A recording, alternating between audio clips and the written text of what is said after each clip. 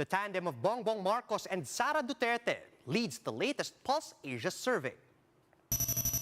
The BBM Sara Unity gets the endorsement of religious group El Shaddai.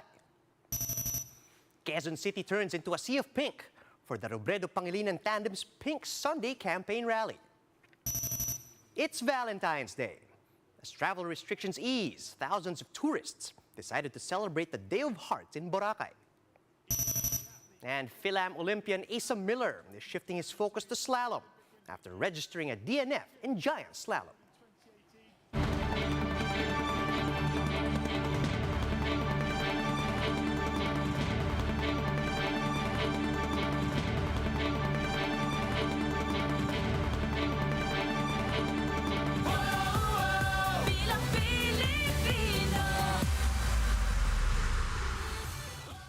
Fast, focused, and fearless. Here's everything you need to know as you jumpstart your day. I'm Charles Lejano.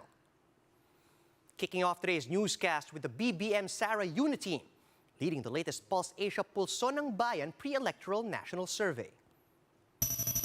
Former Senator Bongbong Marcos retained his lead in the 2022 pre-election survey after gaining 60% of votes. He is followed by Vice President Leni Robredo with 16%. Senator Manny Pacquiao and Manila Mayor Isko Moreno are tied with 8% each. Davao City Mayor Sara Duterte Carpio also kept her lead in the vice presidential survey with 50% of the votes. In second place is Senate President Tito Soto at 29%, Senator Kiko Pangilinan with 11% of votes, Dr. Willie Ong with 5%, and Congressman Lito Atienza with 1%. Meanwhile, broadcast journalist Rafi Tulfo topped the senatorial preference list, and he is followed by former House Speaker Alan Peter Cayetano, Congresswoman Loren Legarda, Sorsogon Governor Cheese Escudero, former DPWH Secretary Mark Villar, and Senator Mig Zubiri. Senator Wing Gatchalian, former Vice President Jojo Binay, former Senator Jinggoy Estrada, Senators Joel Villanueva and Risa Ontiveros, as well as Robin Padilla, round out the Magic 12. Marcos Jr.'s camp welcomes the result of the latest Pulse Asia survey, and Marcos spokesman Vic Rodriguez said it is humbling to know that their message of unity is resonating with the majority of Filipinos. But for Robredo's camp, the survey, quote, did not capture the impact of the game-changing interviews of VP Leni with media outfits and the rallies that happened since the start of the campaign. Robredo spokesperson Barry Gutierrez claims these will be reflected in the coming surveys and in the elections. Vice presidential candidate Walden Bello also pointed out that the Pulse Asia survey did not account for their recent breakthroughs in public consciousness, and Bello says this includes Calyodi's performance in the KBP Forum and Bello's internet debate on the mandatory military training initiative of Mayor Sara. Religious group El Shaddai is endorsing the Marcos-Duterte tandem for the upcoming elections. Dale De Vera tells us why. Religious group El Shaddai has formally endorsed presidential candidate Bongbong Marcos and his running mate Sara Duterte Carpio. El Shaddai leader brother Mike Velarde formally announced the endorsement at a prayer rally on Saturday. According to Duterte Carpio, Velarde had already told them in certain terms that he will be supporting them in the May elections. Nagkausap po kami and nagsabi po siya na i-endorse niya kami as President and Vice President candidate. Velarde says he has endorsed the self-styled Unity because of their message of unity. He added that so many presidents came after the late dictator Marcos, and yet the country saw no improvement. It's time for us Filipinos to be united. After all, napagbigyan natin yung makalaban ni Marcos ng maraming taon. Diba? Baka naman ito may magawang mabuti sa atin. That's why I have chosen them. Velarde also said that he could have supported any of the presidentiables, but in the end, only the BBM Sara tandem approached him for an endorsement. Actually, kinoconsider ko sa lahat, but then wala namang lumapit sa akin kundi yung dalawang yun. Kung hindi ka man kailangan, bakit mo susuportahan? Marcos Jr. and Duterte Carpio welcomed the religious leader's support. Marcos Jr. says their tandem and the group's values work well together. His is a message of love, ours is a message of unity, and it works very well together. El Shaddai is known to engage in block voting with millions of members in their group. The religious leader has also endorsed Marcos Jr. in 2016 when he ran for vice presidency and lost. For News 5, Dale De Vera, we're One News. The Robredo-Pangilinan tandem led the Pink Sunday rally in the country's most vote-rich city, Quezon City.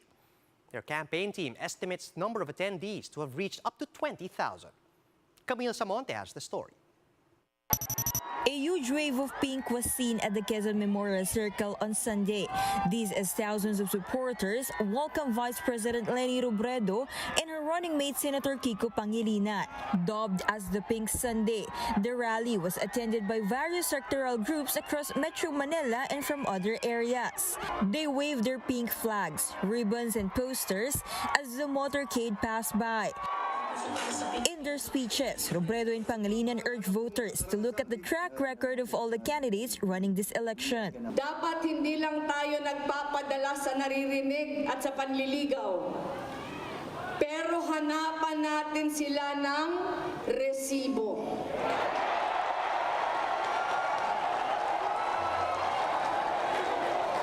Pag sinabi pong mahal nila yung mahihirap, lahat pong kandidato pag eleksyon, mahal ang mahihirap. Paano nila ito pinapakita? Dahil po sa aming mga resibo, maraming tumitiwala sa ating opisina. Hindi lang tuwing eleksyon, kung hindi araw-araw naghahanap ng solusyon, gumagawa ng paraan para maiangat ang ating taong bayan. Yang tandem na yan ay walang iba kung hindi ang Robredo-Pangilinan tandem. Robredo also alluded to Senator Amy Marcos' London video series, which apparently mocks Robredo's work ethics. The vice president said she continues to work 18 hours a day. Alam ko na marami dito mas mahaba pang oras kesa 18 hours ang tinatrabaho araw-araw. Pero ginagawa po natin yan para mas maraming mga kababayan natin ang makausap natin. Robredo went on to admit that she did not expect the huge volume of supporters who attended the rally. The Quezon City LGU issued a statement claiming that the event violated several COVID-19 restrictions.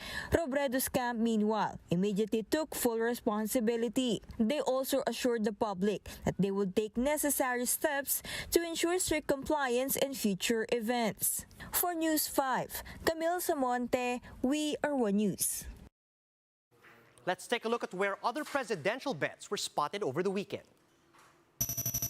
Former Senator Bongbong Marcos held a caravan in Makati City on Sunday, together with senatorial candidate Herbert Bautista. Marcos was joined by his son Sandro, who is running for a congressional seat in Ilocos Norte. Later in the day, Marcos held a campaign rally in Mandaluyong City, the bailiwick of Uniteam's campaign manager, Benher Abalos. Senator Ping Lacson, meanwhile, visited the towns of Mawag and Bongcayo in Davao de Oro to hold campaign rallies. And Lacson was accompanied by his running mate, Senate President Tito Soto, former House Speaker Pantaleon Alvarez, as well as other local officials. During the event, the candidate vowed that should he win the presidential race, he will not declare martial law. And he assured Filipinos that there will be no dictatorship in the government. Wala. Definitely. Democracy will be preserved. Walang martial law, walang dictatorship. In the first place, ang martial law, defined sa Constitution. May limitasyon. Ang declaration ng martial law as if there's no martial law. Kasi first, 60 days lang, ibabalit pa ng Congress. Pagkatapos, the Bill of Rights are well entrenched, hindi magagalaw. Hindi pwede mga aresto na maski sino, maski merong martial law. The candidates will try to win more hearts today with their Valentine's Day sorties. Isko Morena will have a motorcade in Samar today and will make the rounds from Calbayog to Catbalogan before having a town hall at the Imelda Park. He'll also have a courtesy call with local chief executives in the area. Meanwhile, the BBM Sara tandem will be at the inauguration of their official headquarters in Tuguegarao, and they will be joined by Juan Ponce Enrile, who is celebrating his 98th birthday today. It was also the Enrile family who initiated and funded the construction of an official Uniteam headquarters in Tuguegarao. As travel restrictions ease, tourist arrivals are once again picking up in Boracay, as many tourists also opted to celebrate their Valentine's Day weekend on the island. JC Cosico with the details. Love is truly in the air here in world-famous Boracay Island. Several couples like RJ and Jackie, who just got married last week, decided to spend their Valentine's Day weekend here. So, ang gusto lang talaga namin makita is yung sand, yung white sand. Napili namin to kasi, tawag dito, siyempre iba yung beach dito sa Boracay. Then, saka naging madali na rin ngayon, wala na yung mga swab test ganon. So, madali na yung accessibility dito sa Boracay. And since it's the Love Month, many establishments are offering gimmicks to encourage more customers. At this hotel in Station Zero, couples may enjoy a private dinner by the beach. Tiki and ambient lights were installed to make the vibe more romantic. Meanwhile, a heart-shaped balloon installation was placed at this restaurant in Station 2. It's where newlyweds MJ and Mike had their Valentine's dinner. Ito pa yung pangarap. Sobrang saya kasi ever since na I'm still young, ito yung pangarap ko. Tapos kasama ko pa yung pangarap ko sa buhay. Families, friends, and those who are single enjoyed this pre-Valentine event at a hotel between Stations 1 and 2. Guests also get to enjoy the sky pool with a view of the beach.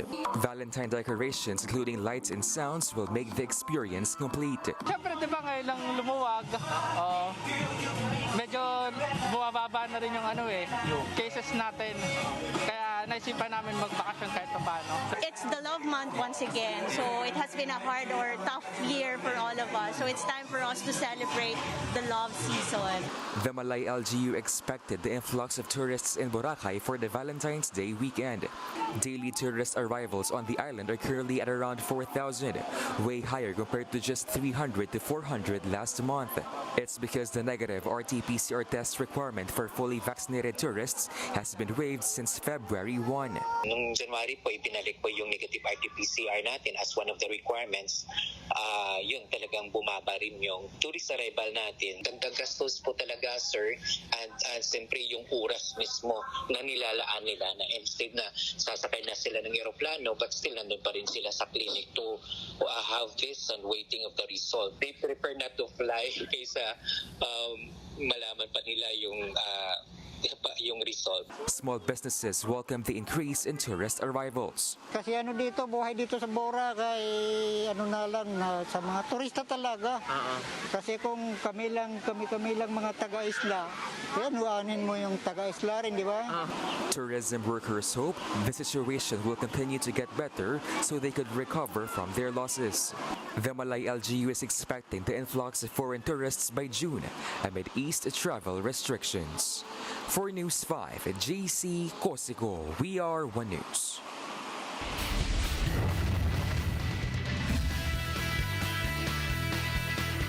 Filipino skier Asa Miller was unable to finish his run at the men's giant slalom event at the Beijing Winter Olympics yesterday. Miller was welcomed by snowy weather conditions as he kicked off his campaign as the country's lone representative to the Winter Games. Along with 53 other contenders, 21-year-old Miller registered a DNF or did not finish. The 21-year-old will look to bounce back in the men's slalom event on Wednesday. And that's how the day is shaping up to be. Join us later at 9 a.m. as we monitor the day's biggest stories from sunrise to sundown. You can also catch One News on Signal Play. Just register for a free account to www.signalplay.com so you can stream One News live anytime, anywhere. I'm Charles Lejano. Mask on, wash hands, and stay safe, Philippines. We're One News.